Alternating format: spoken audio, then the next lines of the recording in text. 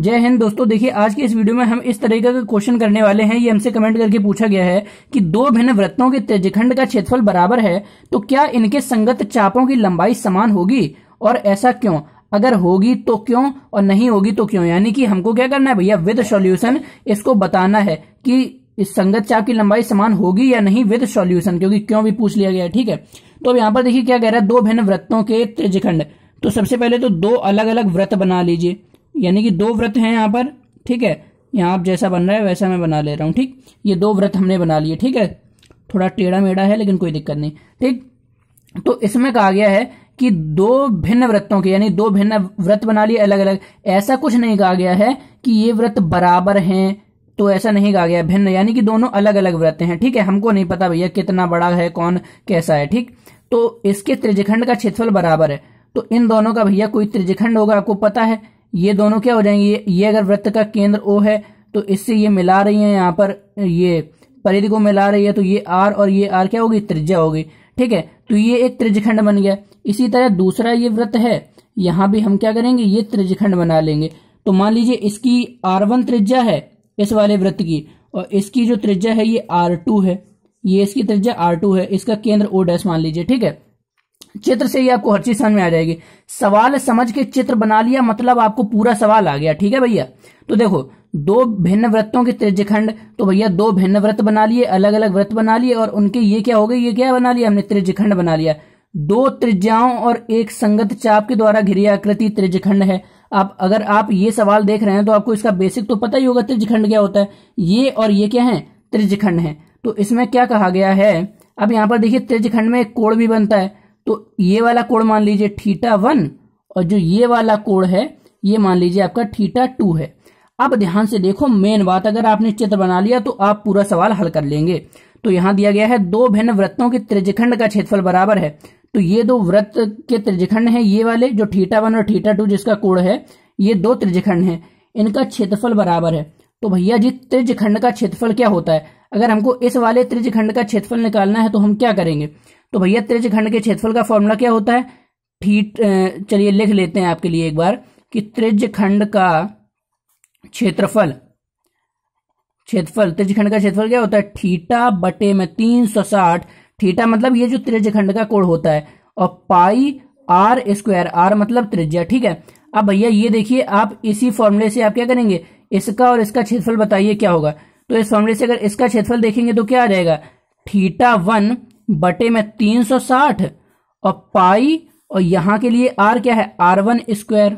ठीक है, इस वाले त्रिज्यखंड का क्षेत्रफल, ये वाला जो त्रिज्यखंड है, इस वाले त्रिज्यखंड का क्षेत्रफल क्या आ जाएगा, θ1/360, क्योंकि जो θ है यानी कि θ1 हमने मान लिया है, तो θ1/360 πr1², और ये बराबर है, ये इसका क्षेत्रफल बराबर है ये जो दूसरा वाला त्रिज्यखंड है, ये θ2 वाला त्रिज्यखंड, इसके क्षेत्रफल के। तो इसका क्षेत्रफल निकालेंगे तो आपका क्या आएगा, θ2/360, मतलब फॉर्मूले से ही निकालेंगे। तो भैया थीटा की जगह θ2 है, बटे में 360 पाई, और यहाँ r की जगह यानी इसकी त्रिज्या क्या है, r2 है, तो ये r2 का स्क्वायर हो गया दोस्तों। अब देखिए, अब यहां पर हम क्या कर सकते हैं, 360 से इस 360 को काट सकते हैं। अच्छा, इसका क्षेत्रफल ये, इसका क्षेत्रफल ये बराबर क्यों लिखा, क्योंकि कहा गया है कि दो भिन्न वृत्तों के त्रिज्यखंड का क्षेत्रफल बराबर है। चलिए ठीक है, तो ये आपको पता है क्यों, क्योंकि ये 360 बटे में है, बराबर के इधर ऊपर में चला जाएगा तो कट जाएगा, तो हमने डायरेक्ट यहाँ पे आप काट दिया। ठीक है, पाई सामने सामने है, तो ये सामने से सामने पाई आपका चला गया। अब यहां पर क्या बचा भैया, θ1 r1 का स्क्वायर बराबर θ2, नीचे तो ये कट गया, एक आ गया दोनों तरफ कट के, पाई भी कट गया, θ2 r2 का स्क्वायर। अब देखिए यहां पर, तो θ1 बटे में θ2 आ जाएगा। ये जो θ2 है इसको अगर यहां पक्षांतर कर देंगे तो बराबर के इधर जाके ये बटे में जाएगा, और बराबर में r2 का स्क्वायर, और ये r1 का स्क्वायर इधर आके इसके बटे में चला आएगा, r2 के स्क्वायर के बटे में r1 का स्क्वायर आपका चला आएगा। तो देखो दोस्त, आपका यहाँ पर ये एक समीकरण बन गया, ये देखो इसको एक नाम दे दो, एक समीकरण आपका बन गया, θ1/θ2 बराबर r2/r1, और इसका ये स्क्वायर, r2 पे भी स्क्वायर है, r1 पे भी स्क्वायर है। अब यहाँ पर देखो जरा दूसरा, अब यहाँ पर कह रहा है तो क्या इनके संगत चापों की लंबाई समान होगी। तो याद करो भैया, चाप की लंबाई, संगत चाप की लंबाई निकालने का फॉर्मूला क्या होता है? चाप की लंबाई निकालने का फॉर्मूला होता है थीटा बाई 360 और जो परिधि होती है यानी कि 2 पाई आर। तो इस फॉर्मूले की मदद से अब इनकी आप ये निकाल लो, क्या कहते हैं, इसका ये संगत चाप की लंबाई। तो इस वाले के लिए क्या हो जाएगा, थीटा की जगह थीटा 1 बटे में 360 और 2 पाई और आर इसके लिए क्या है, त्रिज्या इसकी क्या है, R1 है। और ये बराबर, अब वो पूछ रहा है कि क्या इनके संगत चापों की लंबाई समान होगी, तो अभी तो पूछ रहा है तो भैया हम ऐसा मान लेते हैं कि हाँ बराबर होगी। अब इसके बाद होगी या नहीं होगी वो तो आगे आपको पता चल जाएगा। तो इसके चाप की लंबाई बराबर हमने कर दिया इसके चाप की लंबाई। तो इसके चाप की लंबाई निकालने के लिए थीटा की जगह थीटा 2 बटे में 360 2 पाई और इसके लिए आर त्रिज्या क्या है, R2 है। चलिए इतना हो गया। इसमें भी 360 से 360 चला गया, 2 से 2 चला गया। अब क्या बताने की जरूरत है कि क्यों चला गया? अरे भैया आप होशियार हैं, ये 360 इधर ऊपर जाएगा तो तब ना कट जाएगा, तो डायरेक्ट हमने सामने से काट दिया, छोटा हो जाए अभी इसलिए, ठीक है। पाई से ये पाई कट गया, यहां क्या बचा, थीटा 1 R1 बराबर थीटा 2 R2 इतना बचा, ठीक है। ऊपर बढ़ा लेते हैं पेज को। अब यहां पर यही पक्षांतर कर दीजिए आप, इसका थीटा 2 का इधर जाएगा तो थीटा 1 बटे में थीटा 2 बराबर ये R2 यहां है ही और ये R1 इधर कर दीजिए, पक्षांतर हो गए R2 के बटे में आ जाएगा R1। चलिए, अरे भैया ये क्या हो गया, कुछ जादू हुआ? पता लगाओ भैया यहां पर क्या जादू हुआ। इस समीकरण को देखो, इस समीकरण को देखो और पता लगाओ, दया पता लगाओ अब यहां पर क्या जादू हुआ। अब देखो भैया जी, यहां पर ये देखो थीटा 1 लिखा है, थीटा 1, ठीक है। अभी तो वो पूछ रहा था कि क्या संगत चापों की लंबाई समान होगी, ध्यान से समझना। तो हमने इसके चाप की लंबाई और इसके चाप की लंबाई को बराबर कर दिया भैया। अब होगी कि नहीं होगी अब वो आपको पता चल जाएगा। हमने यहाँ क्या कर दिया, दोनों के चाप की लंबाई पूछ रहा था कि क्या क्या क्या इनके संगत चापों की लंबाई समान होगी। तो भैया हमने इस वाले के संगत चाप की लंबाई ये और इस वाले वृत्त के संगत चाप की लंबाई ये, दोनों को बराबर रख दिया। अब जब बराबर रखा तो भैया भूकंप आ गया।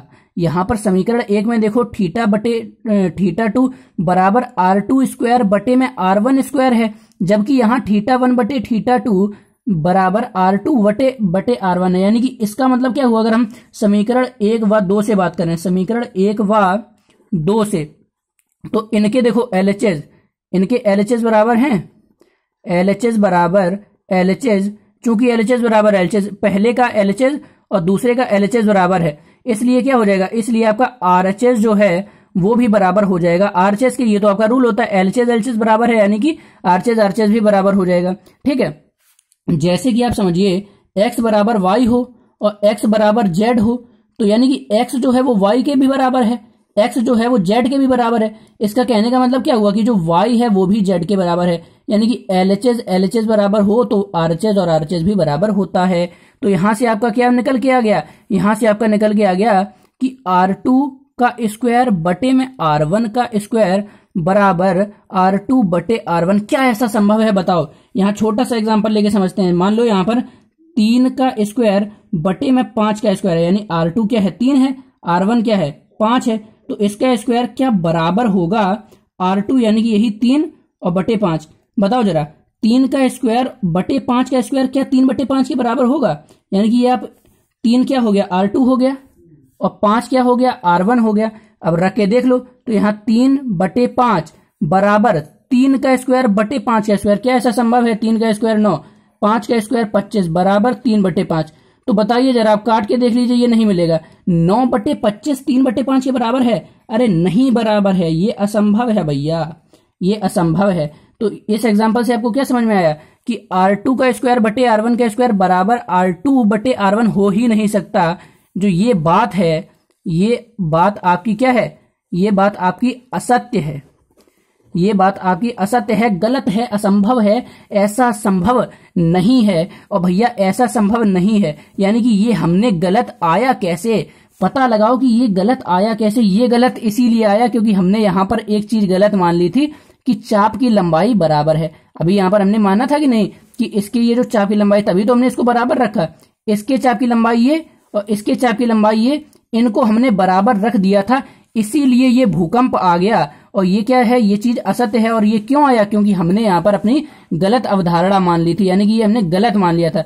यानी कि क्या होगा कि इनके संगत चाप की लंबाई बराबर नहीं होगी। संगत चाप की लंबाई बराबर नहीं होगी भैया, बराबर नहीं होगी। तो बताओ भैया कौनो ऐसा लड़का लड़की है कि जिसको ये ना समझ में आया हो? अब भैया अपनी अटेंडेंस लगाओ, और समझ में आ गया है तो कमेंट में करके बताओ कि हाँ भैया जी हमको ये अच्छे से समझ में आ गया है। तो चलिए, पूछा क्या गया था, तो क्या इनके संगत चापों की लंबाई समान होगी? नहीं होगी, बता दिया। क्यों? क्योंकि हमने मान लिया था होगी, तो ये भूकंप आ गया।